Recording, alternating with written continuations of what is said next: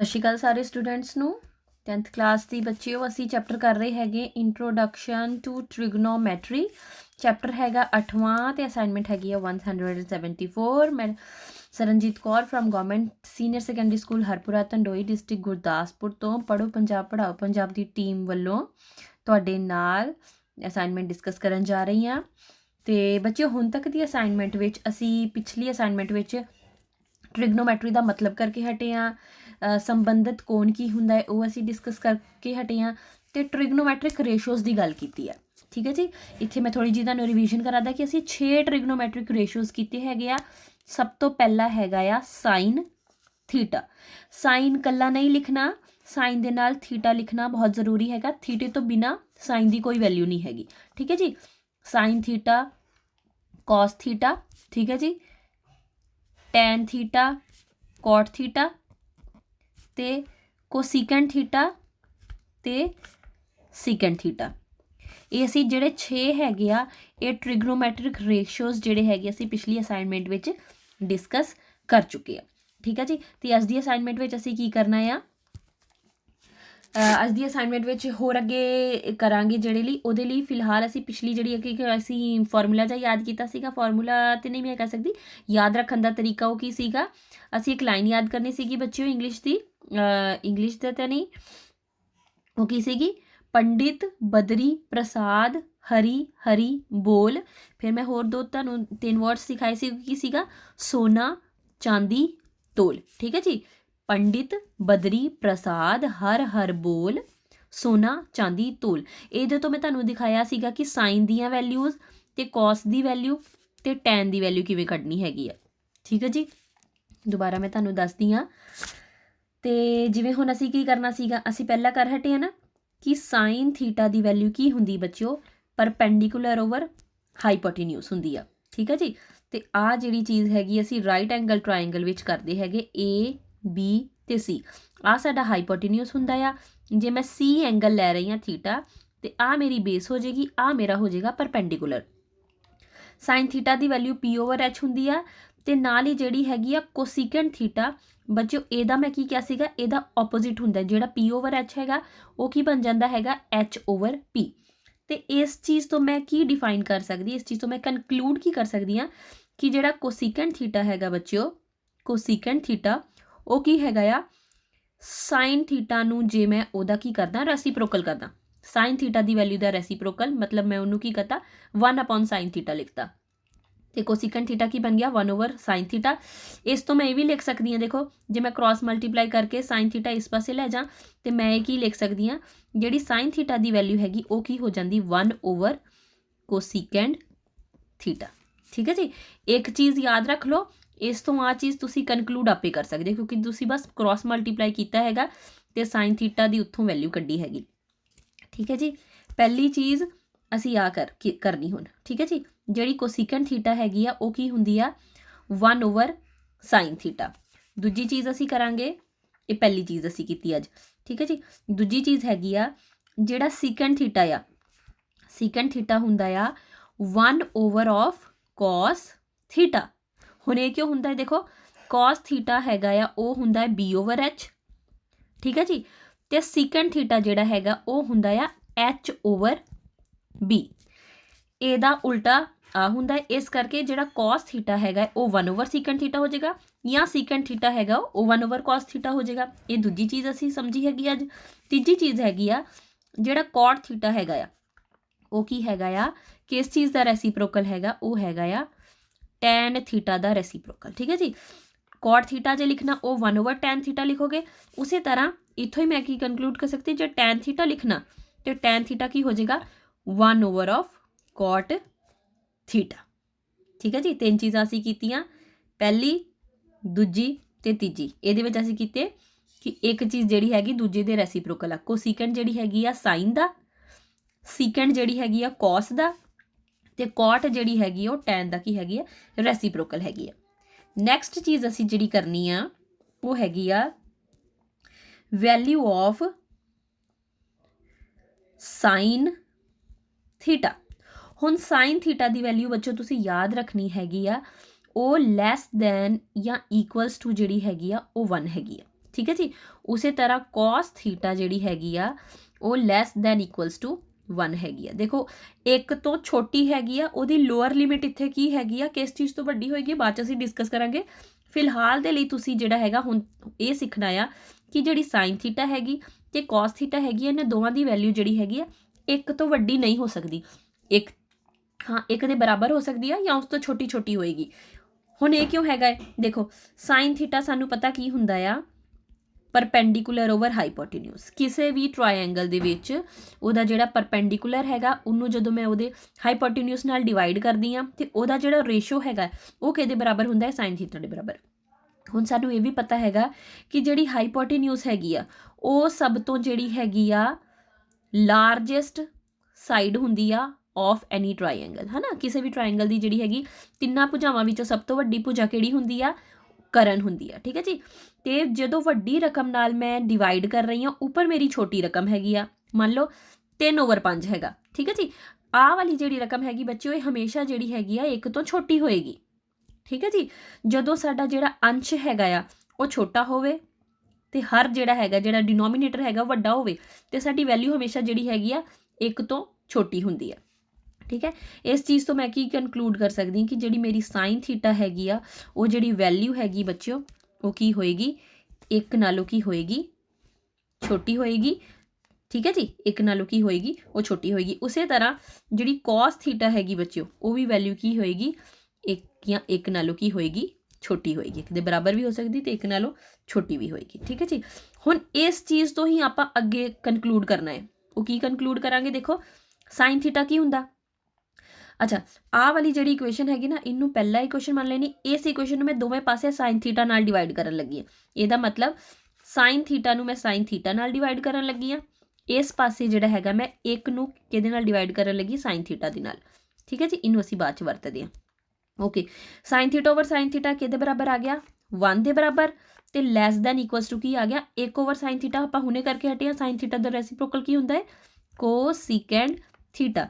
ਇਹਦਾ ਮਤਲਬ ਜਿਹੜਾ ਕੋਸੀਕੈਂਟ ਥੀਟਾ ਹੈਗਾ ਬੱਚਿਓ, ਕੋਸੀਕੈਂਟ ਥੀਟਾ ਇਹਦੀ ਵੈਲਿਊ 1 ਤੋਂ ਵੱਡੀ ਹੋਏਗੀ। ਇੱਕ ਦੇ ਬਰਾਬਰ ਵੀ ਹੋ ਸਕਦੀ ਹੈ, 1 ਤੋਂ ਵੱਡੀ ਹੀ ਹੋਏਗੀ, ਠੀਕ ਹੈ ਜੀ। ਇਸ ਚੀਜ਼ ਤੋਂ ਮੈਂ ਇਹ ਕਨਕਲੂਡ ਕੀਤਾ।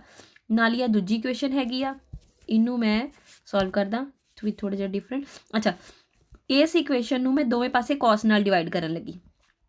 cos theta over cos theta less than equals to 1 over cos theta, ਠੀਕ ਹੈ ਜੀ। cos ਥੀਟਾ ਬਟਾ cos ਥੀਟਾ ਕੀ ਆ ਗਿਆ, 1 ਲੈਸ ਦੈਨ ਇਕੁਅਲਸ ਟੂ ਕੀ ਆ ਗਿਆ, ਸੀਕੈਂਡ ਥੀਟਾ। ਹੁਣ ਇੱਥੋਂ ਮੈਂ ਕੀ ਕਨਕਲੂਡ ਕਰ ਸਕਦੀ, ਇਹਦਾ ਮਤਲਬ ਜਿਹੜੀ ਸੀਕੈਂਡ ਥੀਟਾ ਹੈਗੀ ਆ ਉਹ ਵੈਲਿਊ ਮੇਰੀ ਕੀ ਹੋਏਗੀ, ਇੱਕ ਨਾਲੋਂ ਕੀ ਹੋਏਗੀ, ਵੱਡੀ ਹੋਏਗੀ, ਉਸ ਦੇ ਬਰਾਬਰ ਵੀ ਹੋ ਸਕਦੀ, ਠੀਕ ਹੈ।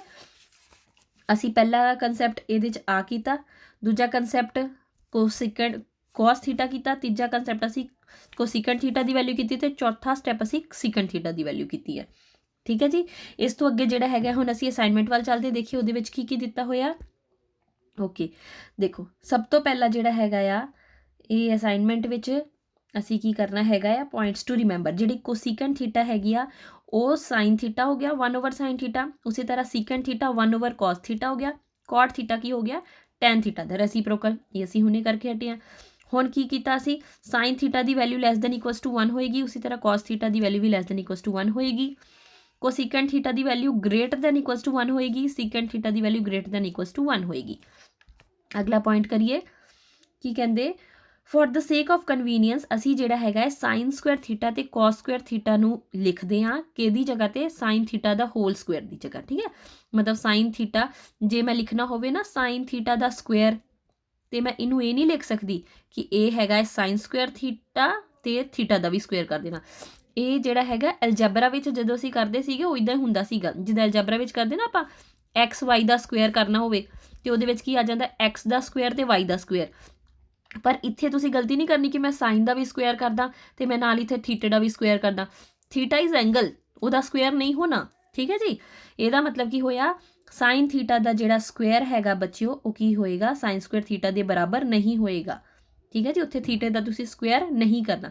ਨਾਲ ਹੀ ਨੈਕਸਟ ਪੁਆਇੰਟ ਕੀ ਹੈਗਾ, ਸਾਈਨ ਸਕੁਅਰ ਥੀਟਾ ਦਾ ਮਤਲਬ ਕੀ ਹੈਗਾ ਹੈ, square of tea ratio sign theta for particular theta. ਉਹੀ ਗੱਲ ਹੈਗੀ ਕਿ ਸਾਈਨ ਥੀਟਾ ਦੀ ਜਿਹੜੀ ਵੈਲਿਊ ਹੋਏਗੀ ਉਸ ਵੈਲਿਊ ਦਾ ਅਸੀਂ ਕੀ ਕਰਨਾ ਹੈਗਾ ਸਕੁਅਰ, ਉਹ ਕੀ ਹੋਇਆ ਸਾਈਨ ਸਕੁਅਰ ਥੀਟੇ ਦਾ ਮਤਲਬ ਹੋਇਆ। ਠੀਕ ਹੈ ਜੀ। ਤੇ ਹੁਣ ਅਸੀਂ 2 ਕੁਐਸਚਨਸ ਜਿਹੜੇ ਹੈਗੇ ਕਰਨੇ ਆ। ਤੇ ਚਲੋ ਨੈਕਸਟ ਕੁਐਸਚਨ ਹੈਗਾ, ਕਹਿੰਦੇ ਕਿ ਹੁਣ ਸਾਨੂੰ ਇੱਕ ਵੈਲਿਊ ਦਿੱਤੀ ਹੋਈ ਆ ਸੀਕੈਂਟ ਥੀਟਾ ਦੀ। ਸੀਕੈਂਟ ਥੀਟਾ ਦੀ ਵੈਲਿਊ ਦਿੱਤੀ ਹੋਈ ਆ 13/12। ਕਹਿੰਦੇ ਕੈਲਕੂਲੇਟ ਆਲ ਅਦਰ ਟ੍ਰਿਗਨੋਮੈਟ੍ਰਿਕ ਰੇਸ਼ੀਓਜ਼। ਠੀਕ ਹੈ ਜੀ। ਇਹ ਮੈਂ ਨਾਲ ਤੁਹਾਨੂੰ ਪੰਜਾਬੀ ਮੀਡੀਅਮ 'ਚ ਵੀ ਰੀਡ ਕਰ ਦੇਵਾਂ ਤਾਂ ਕਿ ਕਿਸੇ ਨੂੰ ਕੋਈ ਡਾਊਟ ਨਾ ਹੋਵੇ ਕਿ ਮੈਡਮ ਖਾਲੀ ਇੰਗਲਿਸ਼ ਮੀਡੀਅਮ 'ਚ ਹੀ ਕਰਾਉਂਦੇ ਨੇ। ਕਹਿੰਦੇ ਜੇਕਰ ਸੀਕੈਂਟ ਥੀਟਾ ਦੀ ਵੈਲਿਊ 13/12 ਹੋਵੇ ਤਾਂ ਬਾਕੀ ਸਾਰੇ ਤ੍ਰਿਕੋਣਮਿਤੀ ਅਨੁਪਾਤ, ਕਿੰਨੇ ਤ੍ਰਿਕੋਣਮਿਤੀ ਅਨੁਪਾਤ ਸੀਗੇ 6, ਇੱਕ ਦਿੱਤਾ ਹੈ, ਬਾਕੀ ਕਿੰਨੇ ਰਹਿ ਗਏ 5, ਉਹ 5 ਅਸੀਂ ਕੱਢਣੇ ਆ। ਠੀਕ ਹੈ ਜੀ। ਹੁਣ ਇਹਦੇ ਵਿੱਚ ਅਸੀਂ ਕੀ ਕਰਾਂਗੇ, ਦੇਖੋ ਸਭ ਤੋਂ ਪਹਿਲਾਂ ਤੇ ਅਸੀਂ ਇੱਕ ਟਰਾਇੰਗਲ ਡਰਾ ਕਰ ਲੈਣਾ। ਠੀਕ ਹੈ ਜੀ।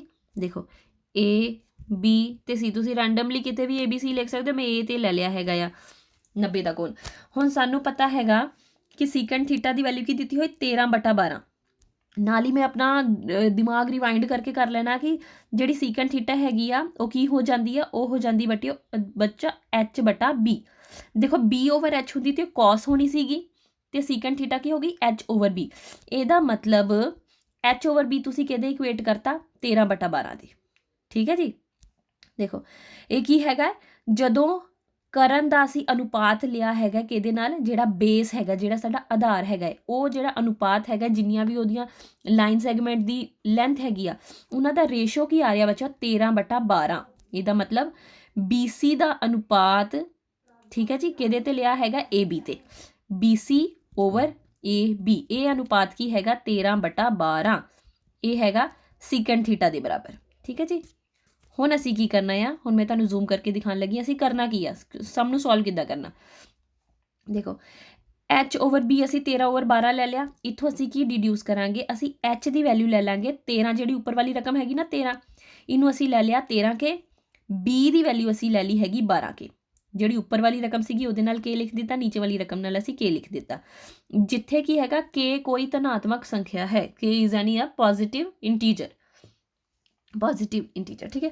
ਹੁਣ ਇਹ ਅਸੀਂ ਕਿਉਂ ਲਿਖਿਆ ਹੈ, ਦੇਖੋ H/B ਇਹਨਾਂ ਨੇ ਇਹਦਾ ਰੇਸ਼ੋ ਦਿੱਤਾ ਹੋਇਆ 13/12, ਤੇ ਜੇ ਮੈਂ ਨੰਬਰ ਲਵਾਂ 26/24, ਠੀਕ ਹੈ, ਜੇ 26/24 ਹੈਗਾ ਤਾਂ ਵੀ ਮੈਂ ਰੇਸ਼ੋ ਕੱਢਣਾ, ਇਹ ਦੋਵੇਂ 2 ਦੇ ਪਹਾੜੇ 'ਚ ਆਉਂਦੇ ਆ। 2 ਦੇ ਪਹਾੜੇ 'ਚ ਕਿੱਥੇ ਹੁੰਦਾ 2 1 2 2 3 6 ਐਂਡ 2 1 2 2 2 4। ਇਹ ਵੀ ਰੇਸ਼ੋ ਕੀ ਹੁੰਦਾ 13/12। ਇਸੇ ਕਰਕੇ ਜੇ ਮੈਂ ਇਹਨਾਂ ਦੋਵਾਂ ਟਰਮਸ ਦਾ ਰੇਸ਼ੋ ਕਰੂੰਗੀ ਤਾਂ ਵੀ ਉਹ ਕੀ ਆ ਰਿਹਾ 13/12। ਇਸ ਕਰਕੇ ਕੀ ਹੈਗਾ 13/12 ਕਿੱਦਾਂ ਬਣਿਆ, H13 ਨੂੰ ਮੈਂ 2 ਨਾਲ ਗੁਣਾ ਕੀਤਾ ਸੀਗਾ, 12 ਨੂੰ ਵੀ ਮੈਂ 2 ਨਾਲ ਗੁਣਾ ਕੀਤਾ। ਇਸ ਕਰਕੇ ਆ ਜਿਹੜਾ ਇੰਟੀਜਰ ਹੈਗਾ ਆ ਦਿਸ ਇਜ਼ ਸੇਮ, ਉੱਪਰ ਵੀ ਜਿਹੜਾ ਸੀਗਾ ਨੀਚੇ ਵੀ ਸੇਮ ਆ, ਉਹਦੀ ਜਗ੍ਹਾ ਤੇ ਅਸੀਂ ਕੀ ਲਿਖਿਆ ਹੈਗਾ ਬੱਚਿਓ K ਲਿਖਿਆ। ਠੀਕ ਹੈ ਜੀ। ਹੁਣ ਸਾਨੂੰ ਬੱਚਿਓ ਕਰਨ ਵੀ ਦਿੱਤਾ ਹੋਇਆ ਤੇ ਸਾਨੂੰ ਆਧਾਰ ਵੀ ਦਿੱਤਾ। ਦੇਖੋ ਸਾਨੂੰ ਹਾਈਪੋਟੀਨਿਊਸ ਦਿੱਤਾ ਹੋਇਆ, ਸਾਨੂੰ ਬੇਸ ਦਿੱਤਾ। ਅਸੀਂ ਕੀ ਕੱਢਣਾ ਹੈਗਾ, ਅਸੀਂ ਪਰਪੈਂਡੀਕੂਲਰ ਕੱਢਣਾ। ਸਾਨੂੰ ਪਤਾ ਹੈਗਾ ਕਿ H ਦਾ ਸਕੁਅਰ ਕਿਹਦੇ ਬਰਾਬਰ ਹੁੰਦਾ ਆ P² + B², ਜਿਹੜਾ ਕਿ ਇੱਥੇ ਫਾਰਮੂਲਾ ਲਿਖਾ ਹੈਗਾ। ਠੀਕ ਹੈ। ਇਸੇ ਫਾਰਮੂਲੇ 'ਚ ਅਸੀਂ ਪੁੱਟ ਕਰਕੇ P ਦੀ ਵੈਲਿਊ ਕੱਢਣੀ ਆ। ਇਹ ਤੁਸੀਂ ਆਲਰੇਡੀ ਕਰ ਚੁੱਕੇ, ਇਸ ਕਰਕੇ ਮੈਂ ਸੋਲਵ ਨਹੀਂ ਕਰਵਾ ਰਹੀ, ਮੈਂ ਤੁਹਾਨੂੰ ਅਸਾਈਨਮੈਂਟ ਵਿੱਚੋਂ ਹੀ ਕਰਾ ਰਹੀ ਹਾਂ। 13K ਦਾ ਸਕੁਅਰ ਇਕੁਅਲਸ ਟੂ ਕੀ ਆ ਗਿਆ P² + 12K ਦਾ ਸਕੁਅਰ। ਆ ਜਿਹੜਾ 2 ਹੈਗਾ ਬੱਚਿਓ ਇਹਦੀ ਪਾਵਰ ਲਿਖੀ ਹੋਈ ਆ, ਇਹ 2 ਇੱਥੇ ਆਏਗਾ, ਇਹ ਪਾਵਰ ਆ। ਠੀਕ ਹੈ, ਨਾਲ ਮਲਟੀਪਲਾਈਡ ਨਹੀਂ ਹੈਗਾ, ਦਿਸ ਇਜ਼ ਪਾਵਰ। ਅੱਛਾ 13K ਦਾ ਵਰਗ ਕਿੰਨਾ ਹੋ ਗਿਆ, 13 ਦਾ 13 ਗੁਣਾ 13 ਆ ਗਿਆ 169, K² ਇਕੁਅਲਸ ਟੂ P² + 12 ਗੁਣਾ 12 144 K²। ਹੁਣ P² ਦੀ ਵੈਲਿਊ ਅਸੀਂ ਕੱਢਣੀ ਹੈਗੀ, ਜਿਹੜਾ 144 K² ਹੈਗਾ ਇਕੁਏਸ਼ਨ ਦੇ ਦੂਜੇ ਪਾਸੇ ਭੇਜਣਾ ਹੈ। ਇੱਥੇ ਪਲੱਸ ਦਾ ਨਿਸ਼ਾਨ ਸੀਗਾ, ਦੂਜੇ ਪਾਸੇ ਗਿਆ ਹੈ ਮਾਈਨਸ ਦਾ ਹੋ ਗਿਆ। P² ਦੀ ਵੈਲਿਊ ਕੀ ਆ ਗਈ 169 ਵਿੱਚੋਂ 144 ਮਾਈਨਸ ਕੀਤਾ, ਦੋਵਾਂ ਦੇ ਨਾਲ K² ਲੱਗਾ ਸੀਗਾ ਤਾਂ ਮਾਈਨਸ ਹੋਇਆ ਆ। ਜੇ ਇੱਕ ਦੇ ਨਾਲ K² ਨਾ ਲੱਗਾ ਹੁੰਦਾ ਤਾਂ ਤੁਸੀਂ ਮਾਈਨਸ ਨਹੀਂ ਸੀ ਕਰ ਸਕਦੇ। ਠੀਕ ਹੈ, ਇਹ ਗੱਲ ਧਿਆਨ ਨਾਲ ਰੱਖਣੀ ਹੈ। ਦੋਵਾਂ ਦੇ ਨਾਲ ਕਿਉਂਕਿ K² ਲੱਗਾ ਹੋਇਆ ਤੇ ਤੁਸੀਂ 169 ਨੂੰ 144 ਨੂੰ 169 ਵਿੱਚੋਂ ਮਾਈਨਸ ਕਰਤਾ, ਉਹ ਕੀ ਆ ਗਿਆ 25 K²। ਤੇ P ਦੀ ਵੈਲਿਊ ਕੀ ਆ ਗਈ √25 K²। 25 ਨੂੰ ਮੈਂ ਕੀ ਲਿਖ ਸਕਦੀ 5 ਗੁਣਾ 5, K² ਨੂੰ ਮੈਂ ਕੀ ਲਿਖਿਆ K ਗੁਣਾ K, ਤੇ ਇਹਦਾ ਕੱਟਤਾ √। 2 ਵਾਰੀ 5 ਹੈਗਾ, 1 ਵਾਰੀ ਲਿਖਿਆ, 2 ਵਾਰੀ K ਹੈਗਾ, 1 ਵਾਰੀ ਲਿਖਿਆ। ਇਹਦਾ ਮਤਲਬ P ਦੀ ਵੈਲਿਊ ਮੇਰੀ ਕੀ ਆ ਗਈ 5K। ਇੱਥੋਂ ਤੱਕ ਜੇ ਤੁਸੀਂ ਕਰ ਲਿਆ ਤੇ ਤੁਹਾਡਾ ਅੱਧਾ ਸਵਾਲ ਜਿਹੜਾ ਹੈਗਾ ਉਹ ਤੁਸੀਂ ਸੋਲਵ ਕਰ ਲਿਆ। P ਦੀ ਵੈਲਿਊ ਤੁਸੀਂ ਕੀ ਕੱਢ ਲਈ ਹੈਗੀ 5K। ਹੁਣ ਤੁਹਾਡੇ ਕੋਲ ਕੀ ਸੀਗੀ H ਦੀ ਵੈਲਿਊ ਦਿੱਤੀ ਸੀਗੀ 13K, ਤੇ B ਤੁਸੀਂ ਕੀ ਲਿਆ ਸੀਗਾ बी ਤੁਹਾਡੇ ਕੋਲ ਸੀਗਾ 12K ਹੈ ਨਾ। ਹੁਣ ਦੇਖੋ ਤੁਹਾਨੂੰ ਇਹ ਤਿੰਨ ਚੀਜ਼ਾਂ ਮਿਲ ਗਈਆਂ P H ਤੇ B। ਇੱਥੋਂ ਤੁਸੀਂ ਜਿਹੜੇ ਬਾਕੀ ਟ੍ਰਿਗਨੋਮੈਟ੍ਰਿਕ ਰੇਸ਼ੀਓਜ਼ ਹੈਗੇ ਬੱਚੇ ਉਹ ਕੱਢ ਲੈਣੇ। ਤੁਹਾਨੂੰ ਪਤਾ ਸਾਈਨ ਥੀਟਾ ਕੀ ਹੁੰਦਾ P/H, ਤੇ P ਦੀ ਵੈਲਿਊ ਲਿਖੀ ਹੈਗੀ ਆ 5 ਹੈ ਨਾ, 5K 5K/13K, K ਨਾਲ K ਕੱਟਿਆ ਗਿਆ ਤੇ ਵੈਲਿਊ ਕੀ ਆ ਗਈ 5/13। ਉਸੇ ਤਰ੍ਹਾਂ cos ਥੀਟਾ ਦੀ ਵੈਲਿਊ ਸਾਨੂੰ ਪਤਾ ਹੈਗਾ ਹੀ ਆ, ਉਸੇ ਤਰ੍ਹਾਂ ਅਸੀਂ ਉਸੇ ਫਾਰਮੂਲੇ ਤੋਂ ਯਾਦ ਕਰਨਾ ਪੰਡਿਤ ਬਦਰੀ ਪ੍ਰਸਾਦ ਵਾਲੇ ਤੋਂ। B/H, B ਕੀ ਹੈਗਾ 12K/13K, K ਕੱਟ ਕੇ ਕੀ ਆ ਗਿਆ 12/13। ਉਸੇ ਤਰ੍ਹਾਂ ਟੈਨ ਥੀਟਾ ਦੀ ਵੈਲਿਊ ਆ ਗਈ 5/12, ਕੋਸਿਕੈਂਟ ਥੀਟਾ ਦੀ ਵੈਲਿਊ ਆ ਗਈ 13/5, ਕੋਟ ਥੀਟਾ ਦੀ ਵੈਲਿਊ ਆ ਗਈ 12/5। ਠੀਕ ਹੈ ਜੀ, ਇੱਥੇ ਵੀ ਧਿਆਨ ਦਿਓ ਟੈਨ ਥੀਟਾ ਜੇ 5/12 ਹੈਗਾ 5/12, ਤੇ ਇਹਨੂੰ ਜਦੋਂ ਆਪਾਂ ਪੁੱਠਾ ਕਰ ਦਾਂਗੇ, ਪੁੱਠਾ ਕਰਕੇ ਕੀ ਬਣ ਗਿਆ 12/5। ਇਹ ਵੈਲਿਊ ਤੁਹਾਡੀ ਕਿਹਦੀ ਹੋਏਗੀ ਕੋਟ ਥੀਟਾ ਦੀ। ਠੀਕ ਹੈ ਜੀ, ਕਿਉਂਕਿ ਇੱਕ ਦੂਜੇ ਦੇ ਕੀ ਹੈਗੇ ਨੇ ਰੈਸੀਪ੍ਰੋਕਲ ਹੈਗੇ ਨੇ। ਨੈਕਸਟ ਕੁਐਸਚਨ ਕਰਾਂਗੇ ਆਪਾਂ। ਨੈਕਸਟ ਕੁਐਸਚਨ ਵੀ ਬਿਲਕੁਲ ਸੇਮ ਹੈਗਾ ਆ। ਦੇਖੋ ਕੀ ਹੈਗਾ, ਕਹਿੰਦੇ ਜੇਕਰ 3 cot A ਦੀ ਵੈਲਿਊ 4 ਦੇ ਬਰਾਬਰ ਹੈਗੀ ਤਾਂ ਪੜਤਾਲ ਕਰੋ, ਤਾਂ ਚੈੱਕ ਕਰੋ ਕਿ 1 - tan square A over 1 + tan square A the value Ki A ਦੇ ਬਰਾਬਰ ਹੈਗੀ ਆ cos square A - sin square A। ਠੀਕ ਹੈ ਜੀ, ਸਕੁਏਅਰ ਵੇਖ ਕੇ ਇੱਥੇ ਨਹੀਂ ਡਰਨਾ। ਸਭ ਤੋਂ ਪਹਿਲਾਂ ਅਸੀਂ simple cos A sin A tan A ਕੱਢਾਂਗੇ, ਉਸ ਤੋਂ ਬਾਅਦ ਉਹਨਾਂ ਦਾ ਵਰਗ ਕਰ ਦਾਂਗੇ, ਉਹਨਾਂ ਦਾ ਸਕੁਏਅਰ ਕਰ ਦਾਂਗੇ ਹੈ ਨਾ। ਤੇ ਸ਼ੁਰੂ ਕਿੱਥੋਂ ਹੋਣਾ, ਦੇਖੋ 3 cot A ਦੀ ਵੈਲਿਊ 4 ਦੇ ਬਰਾਬਰ ਆ ਤੇ cot A ਦੀ ਵੈਲਿਊ ਉਸੇ ਤਰ੍ਹਾਂ ਜਿਵੇਂ ਆਪਾਂ ਸਿੰਪਲ ਐਲਜੈਬਰਾ ਵਿੱਚ ਕਰਦੇ ਸੀਗੇ, ਜਿਹਦਾ 3 ਗੁਣਾ x ਜੇ 4 ਦੇ ਬਰਾਬਰ ਆ ਤੇ x ਕੀ ਆ ਜਾਂਦਾ ਸੀਗਾ 4/3 ਆ ਜਾਂਦਾ ਸੀ ਨਾ। ਉਸੇ ਤਰ੍ਹਾਂ ਜੇ 3 ਗੁਣਾ cot A 4 ਦੇ ਬਰਾਬਰ ਆ ਤੇ cot A ਦੀ ਵੈਲਿਊ ਕੀ ਆ ਗਈ 4/3। ਠੀਕ ਹੈ ਜੀ, ਹੁਣ ਫਿਰ ਅਸੀਂ ਧਿਆਨ ਦੇਣਾ ਕਿ cot A ਕੀ ਹੁੰਦਾ ਸੀਗਾ, ਇਹ ਹੁੰਦਾ ਸੀਗਾ B/P, tan ਹੁੰਦਾ P/B ਤੇ cot ਹੁੰਦਾ B/P। ਉਸੇ ਤਰ੍ਹਾਂ ਹੁਣ ਤੁਸੀਂ B ਦੀ ਵੈਲਿਊ ਕੀ ਲੈ ਲਈ 4K, ਜਿਹੜੀ ਉੱਪਰ ਵਾਲੀ ਰਕਮ ਹੈ। ਠੀਕ ਹੈ, P ਦੀ ਵੈਲਿਊ ਲੈ ਲਈ ਤੁਸੀਂ 3K। ਹੁਣ ਤੁਸੀਂ ਪਾਇਥਾਗੋਰਸ ਥਿਅਰਮ ਲਗਾ ਕੇ ਤੁਸੀਂ ਕੀ ਕੱਢ ਲੈਣਾ ਹੈਗਾ ਬੱਚੋ ਹਾਈਪੋਟੇਨਿਊਜ਼ ਕੱਢ ਲੈਣਾ। ਠੀਕ ਹੈ, 4K ਦਾ ਵਰਗ ਜੋੜ 3K ਦਾ ਵਰਗ, 3 × 3 9, 9K² + 16K², 9 ਜੋੜ 16 ਕੀ ਆ ਗਏ 25K² ਤੇ H ਦੀ ਵੈਲਿਊ ਕੀ ਆ ਗਈ √25K² ਤੇ H ਦੀ ਵੈਲਿਊ ਕੀ ਆ ਗਈ 5K। ਤੁਹਾਨੂੰ P ਮਿਲ ਗਿਆ, ਤੁਹਾਨੂੰ B ਵੀ ਹੈਗਾ ਪਤਾ, ਤੁਹਾਨੂੰ H ਵੀ ਪਤਾ ਹੈਗਾ। ਇੱਥੋਂ ਤੁਸੀਂ ਕੀ ਕਰਨੀਆਂ ਸਾਈਨ ਦੀਆਂ, cos ਦੀਆਂ ਤੇ tan ਦੀਆਂ ਵੈਲਿਊਜ਼ ਕੱਢਣੀਆਂ। ਠੀਕ ਹੈ ਜੀ, ਸਾਈਨ ਦੀ ਵੈਲਿਊ ਆ ਗਈ P/H ਮਤਲਬ ਕਿ 3/5, cos ਦੀ ਵੈਲਿਊ ਆ ਗਈ 4/5 ਤੇ tan ਦੀ ਵੈਲਿਊ ਆ ਗਈ 3/4। ਹੁਣ ਤੁਸੀਂ ਕੀ ਕਰਨਾ ਹੈਗਾ ਹੈ, ਇੱਥੇ ਅਸੀਂ ਜਿਹੜਾ ਹੈਗਾ ਹੈ ਤੁਹਾਡੇ ਲਈ ਛੱਡਿਆ ਹੈਗਾ ਕਿ ਵਿਦਿਆਰਥੀ ਆਪ ਪੂਰਾ ਕਰਨਗੇ। ਠੀਕ ਹੈ ਜੀ, ਹੁਣ ਤੁਸੀਂ ਕੀ ਕਰਨਾ, ਕੁਝ ਵੀ ਨਹੀਂ ਕਰਨਾ ਇਹਦੇ ਵਿੱਚ। ਦੇਖੋ ਮੈਂ ਤੁਹਾਨੂੰ ਹਿੰਟ ਦੇ ਦਿੰਨੀ, LHS ਜਿਹੜਾ ਹੈਗਾ ਉਹ ਕੀ ਹੈਗਾ 1 - tan square ਥੀਟਾ, ਇਹ 1 - tan square A over 1 + tan square A। tan A the value ਹੈਗੀ 3/4, ਇੱਥੋਂ ਤੁਸੀਂ ਕੀ ਲਿਖ ਲੋਗੇ tan square A the value ਕੀ ਆ ਗਈ 3/4 ਦਾ ਵਰਗ। ਇਹ ਕੀ ਕਰ ਲੈਣੇ ਤੁਸੀਂ 9/4 × 4 16। ਤੁਸੀਂ ਇਸ ਇਕੁਏਸ਼ਨ ਵਿੱਚ ਵੈਲਿਊ ਭਰਨੀ ਹੈਗੀ 1 - 9/16 ਓਵਰ 1 + 9/16। ਠੀਕ ਹੈ ਜੀ, ਇਹ ਵੈਲਿਊ ਬਣਾ ਕੇ ਚੈੱਕ ਕਰ ਲੈਣੀ। ਨਾਲ ਹੀ ਰਾਈਟ ਸਾਈਡ ਤੁਸੀਂ ਕੀ ਚੈੱਕ ਕਰ ਲੈਣਾ ਹੈਗਾ cos square A - sin square A। cos the value ਜਿਹੜੀ ਵੀ ਆਈ ਹੈਗੀ ਆ ਉਹਦਾ ਵਰਗ ਕਰ ਲੈਣਾ। cos ਦੀ ਵੈਲਿਊ ਕੀ ਆਈ ਹੈਗੀ ਇੱਥੇ, cos ਦੀ ਵੈਲਿਊ ਹੈਗੀ 4/5 ਤੇ 4/5 ਦਾ ਵਰਗ ਕਰ ਲਿਓ, minus sin A the value ਹੈਗੀ 3/5, ਉਹਦਾ ਵਰਗ ਕਰ ਲਿਓ, ਮਾਈਨਸ ਕਰਕੇ ਦੇਖਿਓ ਕਿ ਤੁਹਾਡੀ left hand side right hand side ਦੇ ਬਰਾਬਰ ਆ ਰਹੀ ਹੈ ਕਿ ਨਹੀਂ ਆ ਰਹੀ। ਨੈਕਸਟ ਅਸੀਂ ਜਿਹੜੇ ਹੈਗੇ ਅਸਾਈਨਮੈਂਟ ਦੇ ਵਿੱਚ ਤੁਹਾਡੇ ਪੈਸਟ ਰਿਲੇਟਿਡ ਕੁਐਸਚਨਸ ਹੈਗੇ ਉਹ ਵੀ ਜ਼ਰੂਰ ਕਰ ਲੈਣੇ ਫਟਾਫਟ। ਹੇਠ ਲਿਖਿਆਂ ਵਿੱਚੋਂ ਕਿਹੜਾ ਕਥਨ ਸਹੀ ਹੈ, ਜਿਹੜੀ ਟਰੂ ਹੈਗੀ ਆ ਉਹ ਅਸੀਂ ਚੂਜ਼ ਕਰਨੀ ਜਿਹੜੀ ਸਹੀ ਹੈਗੀ। ਠੀਕ ਹੈ, cos ਥੀਟਾ cos ਅਤੇ ਥੀਟਾ ਦਾ ਗੁਣਨਫਲ ਹੈ, ਇਹ ਗਲਤ ਆ। ਕੋਸੀਕੈਂਟ ਥੀਟਾ ਜਿਹੜੀ ਹੈਗੀ ਸਮਕੋਣੀ ਤ੍ਰਿਭੁਜ ਦੇ ਕਰਨ ਅਤੇ ਲੰਬ ਦਾ ਅਨੁਪਾਤ ਹੁੰਦਾ ਹੈ। ਠੀਕ ਹੈ ਜੀ, ਲੰਬ ਹੋਇਆ ਪਰਪੈਂਡੀਕੂਲਰ ਤੇ ਹਾਈਪੋਟੇਨਿਊਜ਼ ਦਾ ਕੀ ਹੁੰਦਾ ਅਨੁਪਾਤ ਹੁੰਦਾ ਕੋਸੀਕੈਂਟ ਥੀਟਾ। ਇਹ ਵੀ ਗਲਤ ਹੈਗੀ ਕਿਉਂਕਿ ਉਹ ਕੀ ਹੁੰਦਾ ਉਹ H/P ਹੁੰਦਾ ਆ। ਠੀਕ ਹੈ ਜੀ, ਚਿੰਨ੍ਹ ਟੈਨ ਥੀਟਾ ਦਾ ਪ੍ਰਯੋਗ ਕੋਣ ਥੀਟਾ ਦੇ ਟੈਂਜੈਂਟ ਦੇ ਸੰਬੰਧ ਰੂਪ ਵਿੱਚ ਕੀਤਾ ਜਾਂਦਾ, ਇਹ ਤੁਹਾਡਾ ਹੈਗਾ ਹੈ ਸਹੀ ਸਟੇਟਮੈਂਟ। ਠੀਕ ਹੈ, ਟੈਨ ਥੀਟਾ ਦਾ ਮਤਲਬ ਕੀ ਹੁੰਦਾ ਆ ਥੀਟਾ ਦੇ ਟੈਂਜੈਂਟ, ਠੀਕ ਹੈ ਉਹਦਾ ਸੰਬੰਧ ਹੁੰਦਾ ਆ, ਇਸ ਕਰਕੇ ਆਹ ਸਟੇਟਮੈਂਟ ਤੁਹਾਡੀ ਸਹੀ ਹੈਗੀ ਆ। ਫੋਰਥ ਸਟੇਟਮੈਂਟ ਵੀ ਕਰ ਲੈਣੇ, ਕੋਣ ਥੀਟਾ ਤੋਂ ਅਲੱਗ ਹੋ ਕੇ sine theta cos theta sine cos tan ਦਾ ਕੋਈ ਅਰਥ ਹੁੰਦਾ ਹੈ। ਪਰ ਮੈਂ ਹੁਣੇ ਤੁਹਾਨੂੰ ਕਰ ਚੁੱਕੀ ਹਾਂ ਕਿ ਸਾਈਨ ਕੱਲਾ ਲਿਖੀਏ ਇਹਦਾ ਕੋਈ ਮਤਲਬ ਨਹੀਂ ਹੈ, ਇਹਦੇ ਨਾਲ ਤੁਹਾਨੂੰ ਜਿਹੜਾ ਹੈਗਾ ਐਂਗਲ ਲਿਖਣਾ ਪੈਣਾ ਹੈ। ਠੀਕ ਹੈ ਜੀ, ਲਾਸਟ ਕੁਐਸਚਨ ਜਿਹੜਾ ਹੈਗਾ ਸਾਡਾ ਸਮਕੋਣੀ ਤ੍ਰਿਭੁਜ PQR ਪੀ ਇੱਥੇ ਆ, ਕਿਊ ਇੱਥੇ ਆ, ਆਰ ਇੱਥੇ ਆ। ਕਿਊ ਤੇ ਤੁਹਾਡਾ 90 ਦਾ ਕੋਣ ਬਣ ਰਿਹਾ। ਕੋਣ ਪੀ ਲਈ ਆਧਾਰ, ਕੋਣ ਪੀ ਕਿੱਥੇ ਆ, ਇੱਥੇ ਆ। ਇਹਦੇ ਲਈ ਆਧਾਰ ਕੀ ਹੋ ਗਿਆ, ਕਿਉਂਕਿ ਸੰਬੰਧਿਤ ਕੋਣ ਸਾਡਾ ਹੁਣ ਪੀ ਹੋ ਗਿਆ। ਪੀ ਦੇ ਨਾਲ ਜਿਹੜੀ ਲੱਗਦੀ ਰੇਖਾ ਹੈਗੀ ਇਹ ਸਾਡਾ ਬੇਸ ਬਣਦਾ ਆ। ਠੀਕ ਹੈ ਜੀ। ਇਹਦੇ ਸਾਹਮਣੇ ਵਾਲੀ ਭੁਜਾ ਜਿਹੜੀ ਹੈਗੀ ਹੈ ਪਰਪੈਂਡੀਕੂਲਰ ਬਣਦੀ ਹੈ। ਇਹ ਲਾਂਭਾ, ਇਹ ਲਾਂਭਾ, ਇਹ ਆਧਾਰ ਹੋਏਗੀ। ਠੀਕ ਹੈ ਜੀ। ਮੈਂ ਪਹਿਲਾਂ ਪਿਛਲੀ ਉਹ 'ਚ ਵੀ ਦੱਸਿਆ ਸੀਗਾ ਕਿ ਜਿਹੜੀ ਉਹਦੇ ਨਾਲ ਲੱਗ ਰਹੀ ਆ ਐਂਗਲ ਦੇ ਨਾਲ, ਉਹ ਤੁਹਾਡਾ ਬੇਸ ਬਣ ਜਾਂਦੀ, ਉਹ ਤੁਹਾਡਾ ਆਧਾਰ ਬਣ ਜਾਂਦੀ। ਅਤੇ ਪੀ ਲਈ ਆਧਾਰ ਕੀ ਬਣੇਗੀ, ਪੀ ਤੇ ਕਿਊ। ਪੀ ਤੇ ਕਿਊ ਆਪਸ਼ਨ ਏ ਜਿਹੜੀ ਹੈਗੀ ਹੈ ਸਾਡੀ ਉਹ ਕਰੈਕਟ ਆਪਸ਼ਨ ਹੋ ਗਈ। ਠੀਕ ਹੈ ਬੱਚਿਓ, ਇਹਦੇ ਨਾਲ ਹੀ ਸਾਡੀ ਅੱਜ ਦੀ ਅਸਾਈਨਮੈਂਟ ਕੰਪਲੀਟ ਹੋ ਗਈ ਹੈ। ਅਤੇ ਜਿਹੜੇ ਵੀ ਬੱਚੇ ਵੀਡੀਓ ਦੇਖ ਰਹੇ ਨੇ ਉਹ ਕਾਈਂਡਲੀ ਮੇਰਾ ਜਿਹੜਾ ਚੈਨਲ ਹੈਗਾ ਉਹਨੂੰ ਵੀ ਜ਼ਰੂਰ ਸਬਸਕ੍ਰਾਈਬ ਕਰ ਲੈਣ। ਓਕੇ ਬੱਚਿਓ, ਓਕੇ, ਬਾਏ ਬਾਏ।